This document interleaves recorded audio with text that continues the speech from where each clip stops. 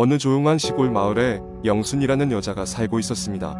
영순은 서울에서의 치열한 생활에 지쳐 이미 수년 전 이곳으로 이사를 왔죠. 그녀의 집은 숲 가장자리에 위치한 고즈넉한 한옥으로 이따금씩 집 주변엔 나타나는 고라니와 산새들의 소리가 오히려 그녀에게는 도심의 소음보다 더 평화롭게 느껴졌습니다. 그러던 어느 날 늦은 저녁, 영순은 어딘가 모르게 싸한 느낌을 받으며 잠에서 깼습니다. 부엌에서 기괴한 소리가 희미하게 들려왔습니다. 바닥을 긁는 듯한 소리와 함께 낮은 목소리 같은 것이 오가고 있었죠. 그녀는 처음엔 쥐가 지붕이나 벽을 긁는 것이라 생각했지만 나지막하고 깨끗한 목소리가 명확해지며 확신이 어긋났습니다. 두려움을 느끼며 침대에서 일어나지 못했습니다. 며칠 뒤에 영수는 동네 장터에 나가 우연히 마을 주민 한 명과 이야기를 나누게 되었습니다. 그 주민은 영순의 집 이전에 어떤 황씨 가족이 살던 곳이며 그 가족이 몇 년 전 호련히 사라졌다는 이야기를 들려주었습니다. 주민들의 말에 따르면 아무런 짐작도 할 수 없게 변한 것이 아니라 기이한 소문이 퍼돌았다고 했습니다. 밤마다 이상한 소리가 들렸다. 어둠 속에서 누군가 방울을 흔들고 있었다는 등등 섬뜩한 이야기들이 수많은 입으로 전해졌습니다. 영수는 그저 무심코 흘려들었지만 마음속에 알 수 없는 불안함이 자리 잡게 되었습니다. 다음날 밤 다시금 기이한 소리가 들려왔습니다. 이번에는 더 선명했습니다. 부엌에서 이상한 웅얼거림과 함께 살려줘, 이것은 나의 집이야 라고 말하는 듯한 소리였습니다. 영수는 소름이 끼쳐 문 옆에 빛이 된 우산을 집어들고 조심스럽게 부엌으로 향했습니다. 그러나 불을 켜자 소리는 멈추었고 아무도 없었습니다. 그저 밤바람에 흔들리는 커튼 사이로 달빛만이 살며시 들어와 유리병들 위로 그림을 그리고 있었습니다. 믿을 수 없던 영수는 다음날 낮에 이웃집 주민에게 도움을 요청했습니다. 이웃 주민은 함께 그 집을 샅샅이 뒤졌으나 이상한 점은 어디에도 없었습니다. 하지만 이웃은 떠나기에 앞서 조용히 그녀에게 속삭였습니다. 아무래도 밤늦게 욕심내고 돌아다니진 마시오. 이 집은 사람만 사는 곳이 아닐 수도 있으니. 그날 밤 영수는 전등을 모두 켜고 거실에 앉아 있었습니다. 새벽 2시쯤 또 다시 그 기묘한 웅얼거림과 함께 벽면 곳곳에서 긁히는 소리가 들렸습니다. 영수는 눈을 감으며 기도를 했지만 소리는 점점 가까워졌고 이내 그녀의 귓가에까지 닿았습니다. 갑자기 거실 구석구석의 전자기가 모두 꺼지더니 섬뜩한 정적이 방 안을 가득 메웠습니다. 영수는 두려움을 이기지 못하고 다음날 아침 집을 떠나기로 마음먹었습니다. 그녀는 짐을 챙기며 벽장 구석에 낡은 상자 하나를 발견하게 되었습니다. 참고로 여러분, 상자 안에는 황씨 가족의 사진들과 함께 붉은색 글씨로 써진 쪽지가 있었습니다. 돌아가지 않을 시에는 매일 밤 집에 방문자를 맞이해야 한다. 그림자가 드리워진 그림 속 황씨 가족은 모두 너무나도 행복해 보였습니다. 그 후로 영수는 다시 서울로 돌아갔다는 소문만 전해질 뿐이었습니다.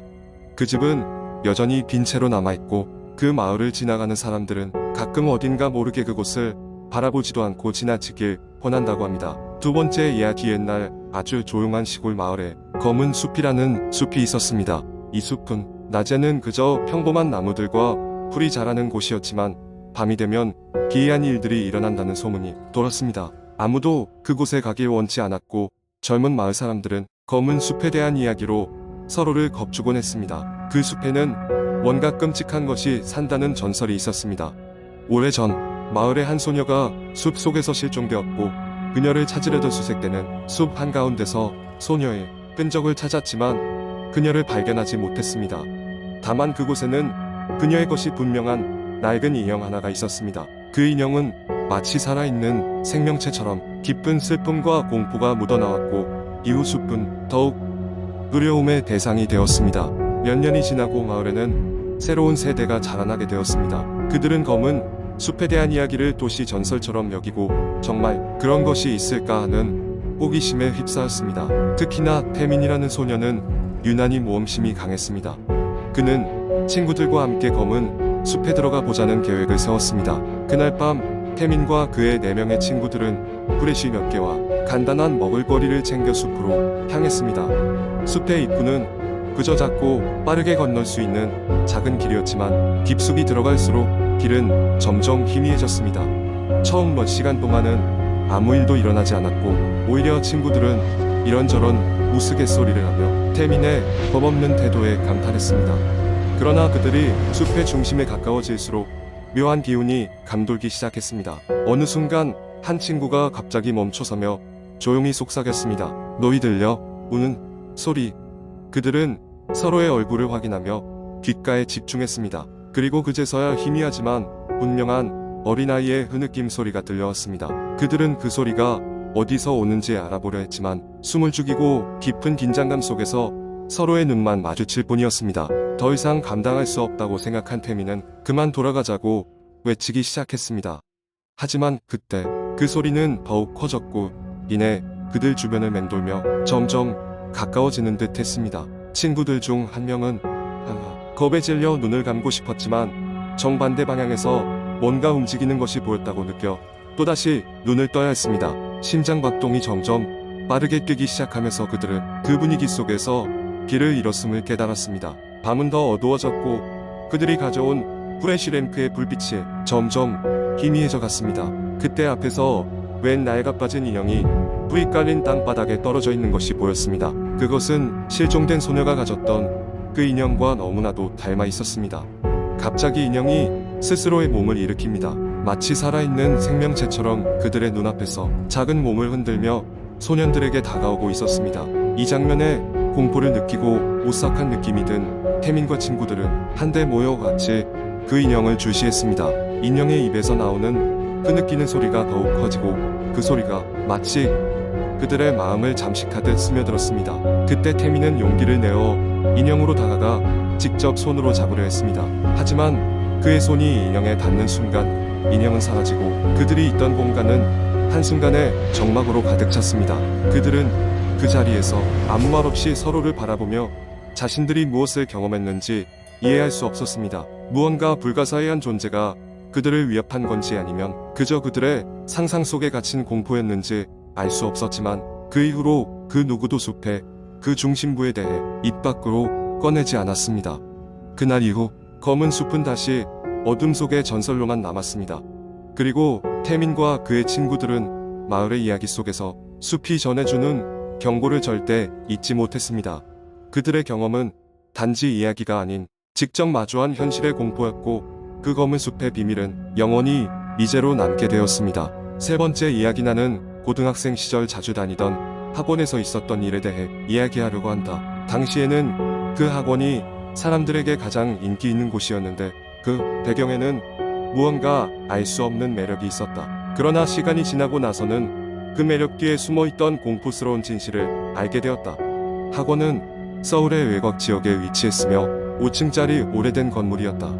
그 중에서도 특히 3층은 모두가 기피하는 곳이었다.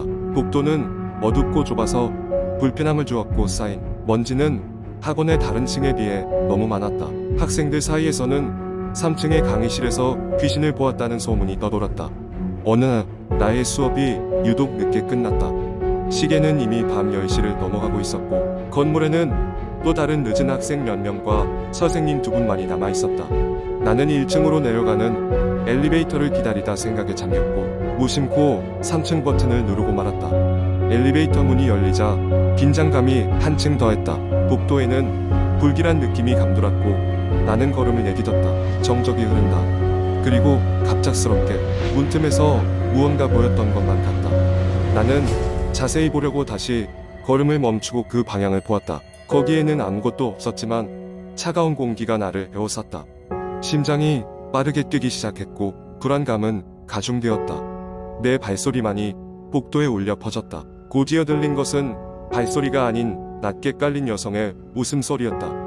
나의 몸은 얼어붙었다. 소리는 나를 향해 가까이 다가오는 것 같았고 나는 두려움을 이기지 못해 비명을 지르며 계단을 내려가기 시작했다. 뛰고 끝이라고 생각될 때쯤 드디어 1층에 도착했다. 당황스러운 내 모습을 보고 선생님들은 놀라서 이유를 묻기 시작했다. 나는 그저 헐떡거리며 무서운 경험을 말했다. 다음 날 나는 휴식을 취하고 있었지만 그 경험을 똑같이 반복하고 싶지 않았다. 친구들에게 그 이야기를 털어놓자 그들 중 몇몇은 알고 있는 듯한 표정을 지었다. 처음 들었을 때는 단순한 소문일 뿐이라고 생각했는데 그들 역시 같은 경험을 하거나 비슷한 이야기를 듣곤 했다. 며칠 후 나는 용기를 내어 다시 3층을 탐방하기로 했다. 이번에는 친구 2-3명과 함께였다. 낮 시간이라 상대적으로 덜 무서웠지만 그 순간은 머릿속에 생생하게 새겨졌다. 그날의 경험 때문인지 건물 전체가 전보다 음산하게 느껴졌다. 복도를 돌아다니던 중에 한 교실 문이 서서히 열렸다. 우리는 숨을 죽이고 안을 들여다봤다. 그곳에서는 일이 벌어지고 있지 않았지만 방 안쪽 구석에서 무언가가 매달려 있는 것 같았다. 모두가 입을 다물었고 한 친구는 뒤돌아서 도망치려 했다. 이후 학원 측에서는 그런 소문을 인지했으며 쓸모없는 공간을 정리하기 시작했다. 오랫동안 강의실로 쓰이지 않았던 그 방은 다시 학생들에게 개방되지 않았다. 그리고 나서야 이야기가 흘러나왔다. 과거 그 학원이 세워지기 전 그 부지에는 작은 병원이 있었고 그곳에서는 무시무시한 일이 있었다고 한다. 나는 그 후에도 그 학원을 계속 다녔지만 3층에는 다시 발을 들이지 않았다. 학생들 사이에서 공포의 학원은 여전히 전설로 남아있다. 명확하지 않은 그 무언가에 대한 공포는 사라지지 않았고 현재도 그곳을 지날 때면 가끔 지나간 과거가 떠오르곤 했다. 그리고 이러한 이야기는 시간이 지나도 사라지지 않았으며 가끔 인터넷에서 이와 비슷한 경험담을 접할 때면 나의 그날 밤이 머릿속에 아른거린다.